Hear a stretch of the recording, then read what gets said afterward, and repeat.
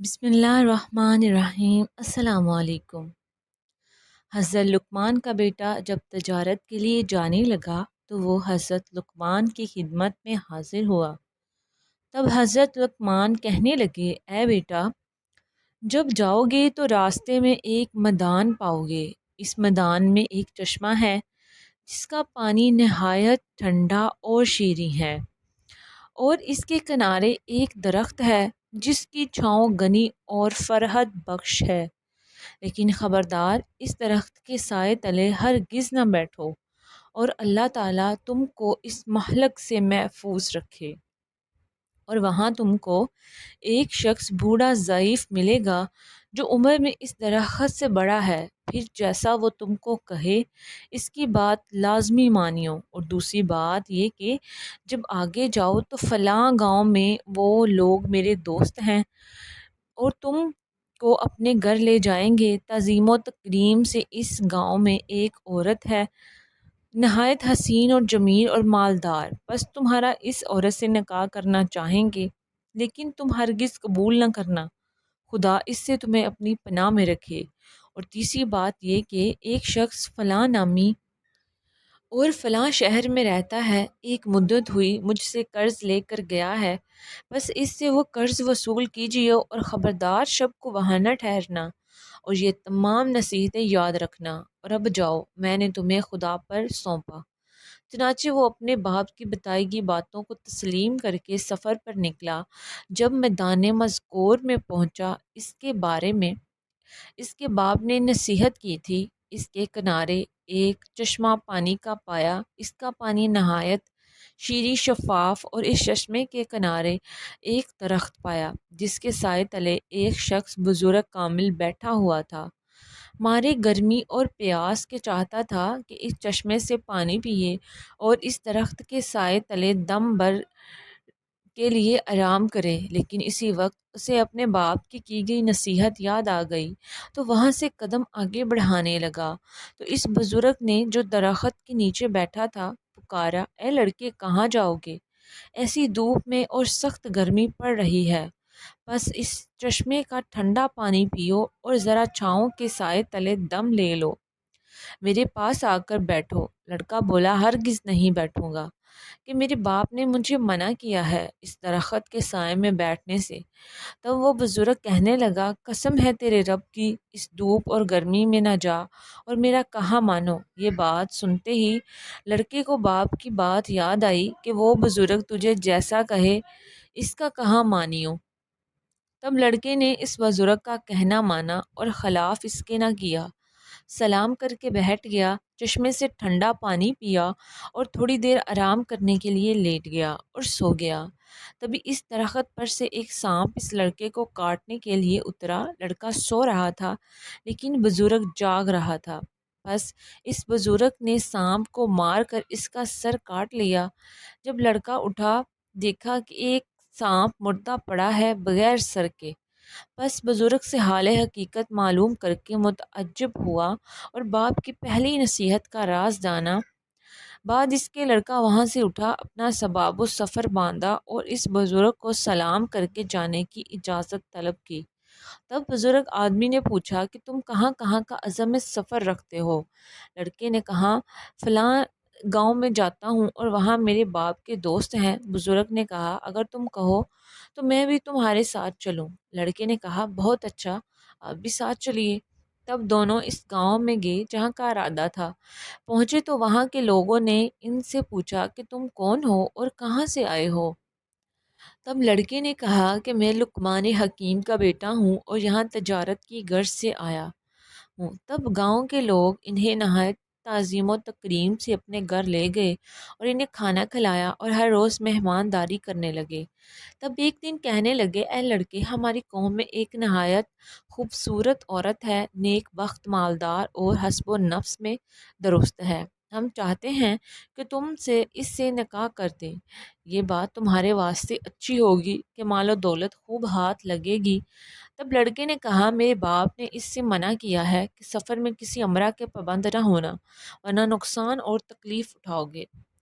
تب اس بزرگ نے جو ساتھ تھا کہنے لگا، جب یہاں کے سبھی رائس آرزو مند ہیں اور اس کی گواہی دیتے ہیں تو یہ بھی کہ وہ حسین و مالدار ہے، تو شادی کرنے میں کوئی معاذقہ نہیں اور کوئی اندیشہ نہ کر۔ لڑکے کی نصیحت یاد آئی کہ وہ بزرگ جو بھی کہے اس پر عمل کرنا۔ تب اس لڑکے نے بزرگ کے کہنے پر اس عورت سے نکاح کیا۔ تب ایک شخص اس قوم کا لڑکے کے پاس آیا اور کہنے لگا، میں حضرت لقمان کی بہت عزت و تکریم کرتا ہوں، اس سبب سے تمہارا بھی خیر خواہ ہوں۔ تم نے ناحق اس عورت سے نکاح کیا، وہ بہت بری ہے اور قبل تم سے اپنے 9 شوہروں کو اپنی خلوت گاہ میں مار چکی ہے، بس اب تم کو بھی مار ڈالے گی۔ اگر تم بھلا چاہتے ہو تو کسی ہیلے بہانے سے یہاں سے نکل جاؤ۔ تب لڑکا اس شخص کی باتیں سن کر ڈرا اور پچھتانے لگا۔ چنانچہ جب لڑکے کے مصاحب نے اسے رنجیدہ دیکھا تو پوچھا کہ تم کس بات کا اندیشہ کرتے ہو، کیا سبب ہے جو میں تمہیں پریشان دیکھتا ہوں؟ تب لڑکے نے کہا کہ میں نے سنا ہے کہ میری بیوی جس سے میں نے یہاں نکاح کیا ہے، مجھ سے پہلے 9 شوہروں کو اپنی خلوت شب زفاف میں مار ڈالا ہے۔ ڈرتا ہوں کہ شاید مجھے بھی نہ مار ڈالے، اور شاید اسی بات کے سبب سے میرے باپ نے مجھے اس نکاح سے منع کیا تھا۔ تو اس بزرگ نے کہا، کچھ اندیشہ نہ کرو اور خاطر جمع رکھو، میں تمہیں ایک ایک حکمت بتلا دیتا ہوں۔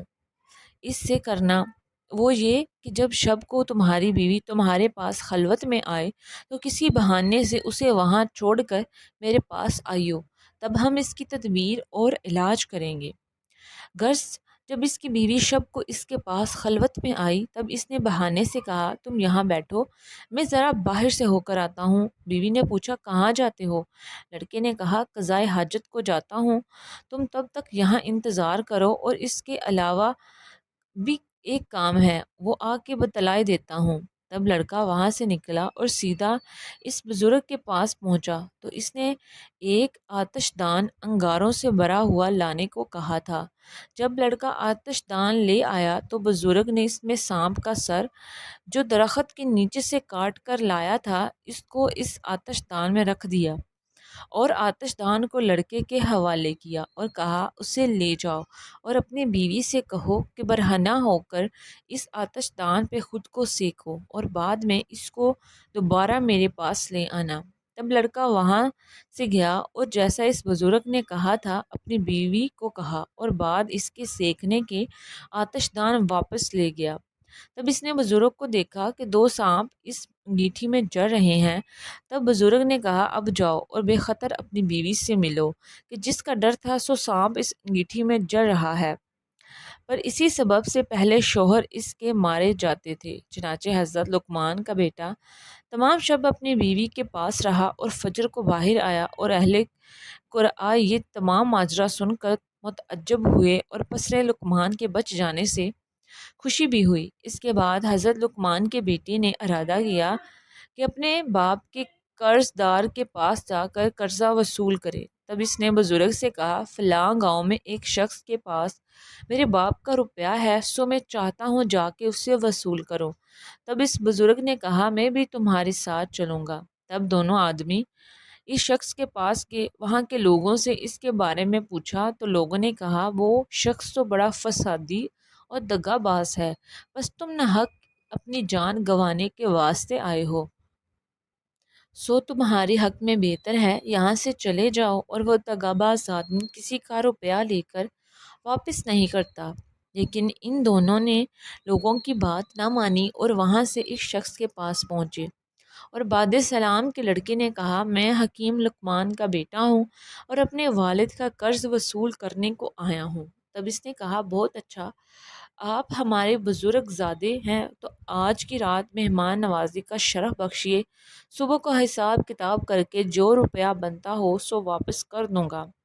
لڑکے نے کہا، میرے باپ کا حکم نہیں ہے، سب کو یہاں ٹھہراؤ۔ تب اس بزرگ نے کہا جو اس کے ہمراہ تھے کہ اے لڑکے، کچھ پرواہ نہیں، چلو آج کی شب یہاں رک جاتے ہیں، پھر جو خدا نے ہماری قسمت میں لکھا ہو کر رہے گا۔ چنانچہ اس بزرگ کے کہنے پر اس کی کرامات سے بھی پسر لقمان آگاہ تھی اور باپ کا حکم اور نصیحت بھی تھی کہ اپنے ساتھ والے بزرگ کی بات مانیو۔ تب اس اسباب سے دونوں شب کو اس دغا باز شخص کے مکان پر رک کے جبکہ کھانے وغیرہ سے فارغ ہو چکے تو ان دونوں کو لب دریا بنائی گئی ایک مکان پر لے گیا، اور وہ مکان اس طرح سے بنایا تھا کہ جو کوئی شب کو اس میں سو جاتا دریا کی لہریں آ کر اسے ڈبو دیتی، اور ان دونوں کو اس مکان میں ٹھہرانے کو کہا۔ چنانچہ پسر لقمان سو گیا اور بزرگ جاگتے رہے۔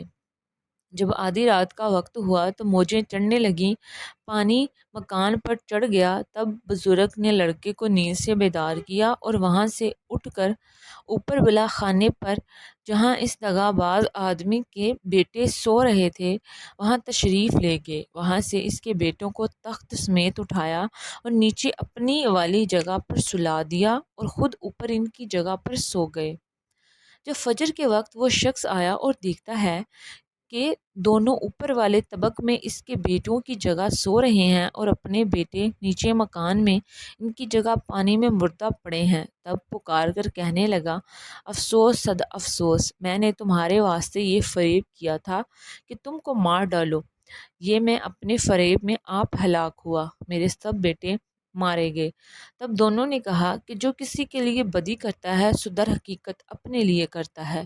اس کے بعد حضرت لقمان کے بیٹے نے اس دغاباز شخص سے اپنے باپ کا روپیہ وصول کیا اور اپنی بیوی کو لے کر جس سے وہاں نکاح کیا تھا اور اس بزرگ اور اسباب سے اپنے وطن واپسی کا سفر کیا۔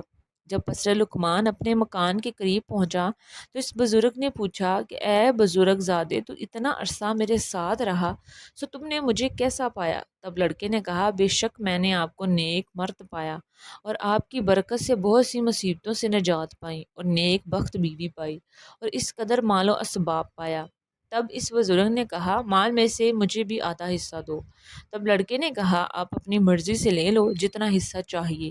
بزرگ نے ایک طرف بیوی کے ساتھ تھوڑا سا مال رکھا اور دوسری طرف زیادہ حصہ مال و اسباب کا رکھا اور لڑکے سے کہا، ان میں سے جو تم چاہو رکھ لو اور دوسرا حصہ میرے واسطے چھوڑ دو۔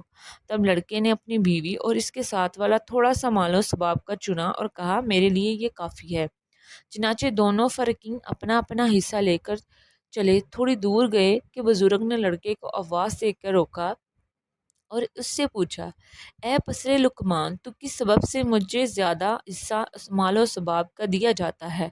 کہیں اس کا سبب یہ تو نہیں کہ تو نے جو کرامتیں مجھ سے دیکھی اس کی وجہ سے مجھ سے خوف زدہ ہو کر زیادہ مال دیے جاتے ہو؟ لڑکے نے کہا، ایسا بالکل نہیں، بلکہ یہ تو اس سبب سے ہے، میں نے آپ کی برکت سے جو نفع اٹھایا اور مصیبتوں اور مشکلوں سے رہا پائی سو اس سب کے سبب خوش ہو کر آپ کو یہ سب اپنی مرضی اور خوشی سے دیے جاتا ہوں۔ تب بزرگ نے کہا، اے لڑکے، تمہاری نیک نیت اور اعلیٰ ظرفی اور اعلیٰ اخلاق سے میں بہت خوش ہوں، اور یہ سب مال و ثباب بھی تم ہی لیتے جاؤ، بھلا ہمارا اس دنیاوی مال و ثباب سے کیا کام؟ لڑکے نے عرض کیا کہ آپ کون ہیں اور کس اسباب میرے ساتھ رہے؟ بزرگ نے عرض کیا کہ میں اللہ کا بھیجا ہوا ایک فرشتہ ہوں اور تمہارے باپ کی دعا کے سبب اللہ نے مجھے تمہاری حفاظت اور نگہبانی کے واسطے مقرر کیا تھا۔ تم کو تمہارے باپ کا روپیہ دلایا اور راہ بتلائیں، ہمارا ذمہ تو لوگوں کے ساتھ بلائی اور مہربانی کرنا ہی ہے اللہ کے حکم سے۔ بس اب تم سے رخصت چاہتا ہوں اور تم اپنے گھر کو جاؤ۔ تب لڑکا سب مال و اسباب اور بیوی کو لے کر گھر آیا اور تمام احوال راستے کا اپنے باپ سے بیان کیا۔ حضرت لقمان نے بھی اللہ کا شکر ادا کیا۔ اس سے ثابت ہوتا ہے کہ ماں باپ کی دعاؤں سے اولاد میں آنے والی مصیبتوں سے اللہ تعالیٰ ان کو محفوظ کر دیتے ہیں۔